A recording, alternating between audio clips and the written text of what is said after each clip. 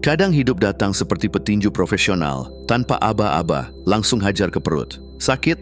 Jelas. Tapi di balik rasa itu, ada pelajaran berharga. Belajar dipukul adalah seni bertahan hidup yang sering diremehkan. Ini bukan soal menikmati rasa sakit, tapi soal belajar berdiri setelahnya. Kamu nggak dilahirkan dengan kemampuan otomatis untuk bangkit. Itu bukan fitur bawaan. Itu skill yang diasah lewat jatuh, kecewa, ditolak, lalu tetap jalan. Setiap kali kamu bilang, aduh, kok gua gagal lagi? Ingat, itu bukan akhir, itu latihan.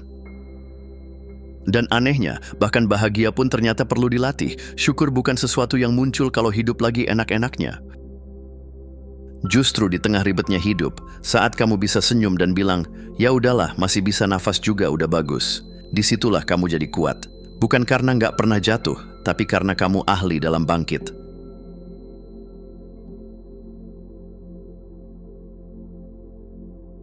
Pernah nggak kamu merasa dulu kamu lebih sabar, lebih bersyukur, atau lebih bahagia? Lalu sekarang, entah kenapa semuanya terasa hambar, tenang, itu wajar. Sama kayak otot, keterampilan emosional juga bisa kendor kalau nggak dipakai.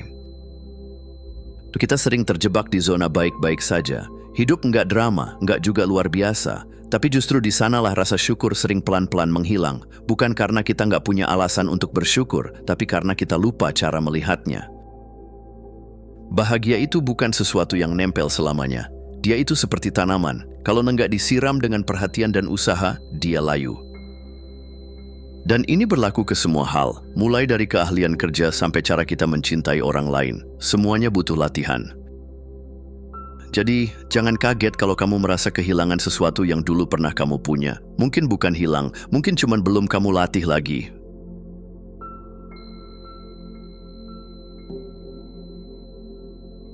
Kritik itu seperti angin, kadang sejuk, kadang bikin masuk angin. Tapi yang sering bikin nyesek justru datang dari orang-orang yang bahkan nggak tahu arah jalan yang kamu tempuh. Mereka nggak ngerti perjuanganmu, tapi semangat banget ngasih komentar.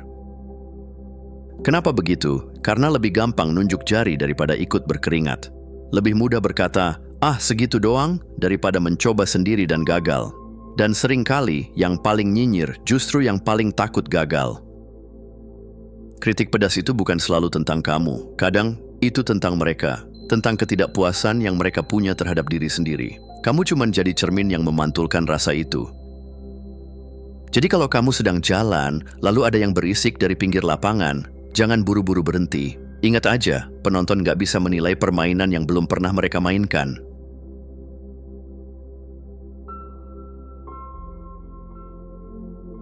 Internet tuh kayak dunia paralel. Di satu sisi penuh inspirasi, di sisi lain isinya bisa bikin mental jungkir balik. Ada orang yang baru upload foto sarapan, udah dikomentarin kayak lagi presentasi skripsi. Padahal, mereka bahkan nggak kenal kamu. Keyboard warriors itu berani ngetik, tapi belum tentu berani ngomong langsung. Mereka bisa bilang apa saja karena mereka bersembunyi di balik layar, tanpa risiko, tanpa empati. Dan kalau kamu nggak punya filter batin, bisa-bisa kamu serap semua racun itu kayak spons. Platform seperti Reddit, Facebook, dan X itu bisa jadi ladang ilmu atau ladang luka, tergantung sekuat apa kamu menjaga isi kepala dan hati. Banyak komentar negatif sebenarnya bukan soal kamu, tapi soal frustrasi mereka yang nggak tahu harus lari kemana. Jadi sebelum kamu ambil hati, tanya dulu, ini kritik membangun atau cuma proyek pelampiasan? Kalau cuma racun gratisan, ya udah, buang aja. Jangan dimasukin ke dalam.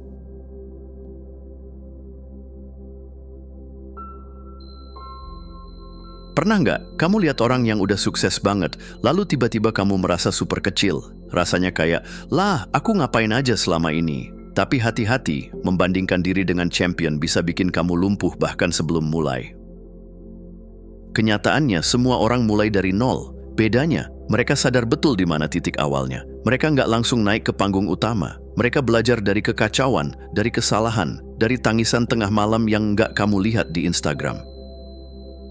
Makanya penting banget buat jujur sama posisi kamu sekarang. Bukan untuk minder, tapi supaya kamu tahu langkah pertama harus kemana. Mau naik gunung setinggi apapun, tetap harus dimulai dari langkah pertama. Dan langkah itu harus berdasarkan kenyataan, bukan khayalan. Jadi jangan fokus terus ke puncak. Fokus dulu ke tanah tempat kamu berpijak. Dari situ, kamu bisa membangun pijakan yang kuat untuk melompat lebih jauh.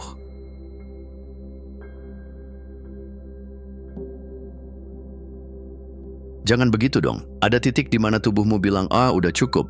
Tapi anehnya, kadang justru disitulah kamu bisa melampaui batasmu. Di saat napas ngos-ngosan, kaki mulai gemetaran dan semua sel di tubuh minta berhenti. Pikiranmu diuji. Kamu mau nyerah atau lanjut selangkah lagi? Otak itu cerdik. Dia bakal kasih alarm seolah kamu udah bahaya, padahal sebenarnya kamu cuma belum terbiasa. Di momen-momen itulah kamu bisa melatih sesuatu yang nggak kelihatan, ketahanan mental, dan itu bukan hal kecil.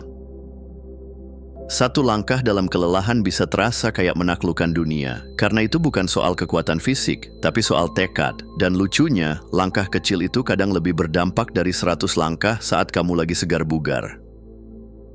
Jadi saat kamu udah mau nyerah, coba bilang ke diri sendiri, cuman 1 langkah lagi yuk, lalu ulangi, dan ulangi lagi. Kadang kemenangan datang bukan karena kita kuat, tapi karena kita nggak berhenti.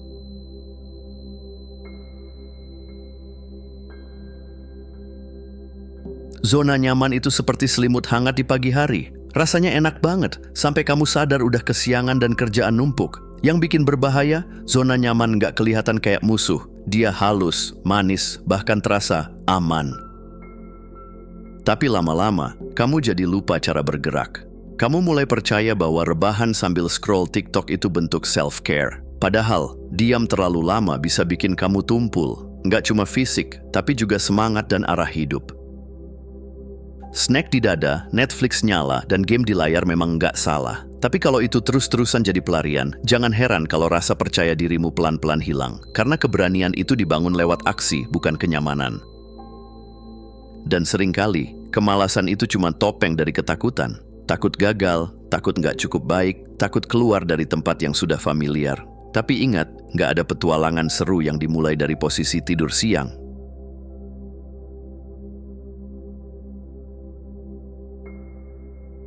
Kamu mungkin sering mikir, persaingan makin ketat ya. Tapi coba lihat lebih dekat, banyak orang sebenarnya bukan bersaing, tapi cuma nonton. Duduk manis di pinggir lapangan, komentarin permainan, tapi nggak ikut main. Mayoritas orang nggak bergerak bukan karena nggak mampu, tapi karena terlalu nyaman. Mereka udah akrab banget dengan rutinitas, takut coba hal baru, dan akhirnya lebih memilih jadi penonton kehidupan orang lain. Dan disitulah letak peluangnya. Dunia ini malas, dan itu justru kesempatan buat kamu yang mau gerak sedikit lebih cepat, sedikit lebih konsisten, sedikit lebih berani. Kamu nggak perlu langsung jadi luar biasa, kamu cuma perlu jadi sedikit lebih gigih dari rata-rata. Karena di dunia yang penuh penonton, pelari paling pelan pun tetap lebih unggul asal dia terus jalan.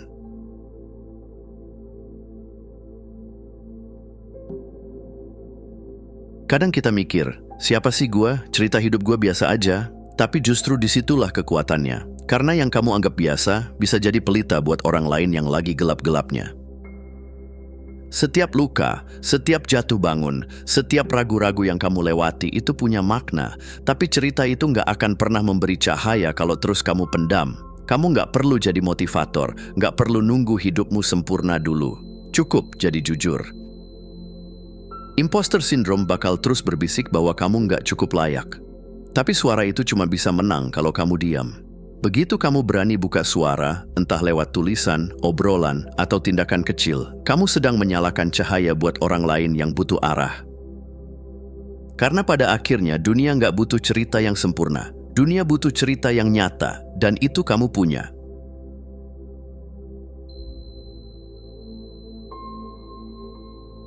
Kadang kita nunggu hidup berubah kayak nunggu cuaca cerah pas musim hujan. Tapi faktanya, hidup bisa berubah total bukan dalam 1 tahun, tapi dalam 1 detik. Detik ketika kamu bilang, udah, gue jalanin aja.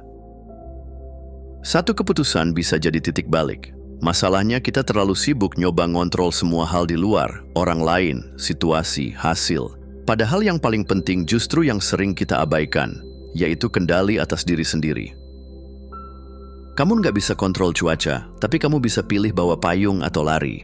Kamu nggak bisa kontrol omongan orang, tapi kamu bisa pilih untuk nggak menyerap semuanya. Dan yang paling berkuasa, reaksi dan pikiranmu sendiri.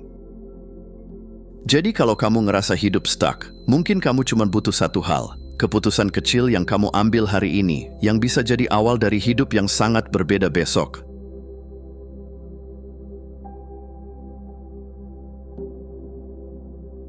Impian itu kayak lari maraton, bukan sprint 100 meter. Dan nggak ada yang bisa langsung lari maraton habis bangun dari sofa.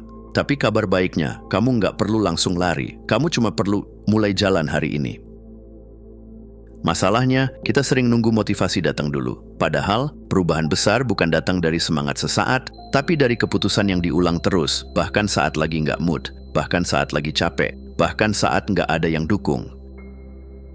Setiap kali kamu bangun dan ambil satu langkah kecil, kamu sedang memahat jalan menuju impianmu. Bukan karena kamu tahu semua jawabannya, tapi karena kamu cukup berani untuk latihan, bukan cuma bermimpi.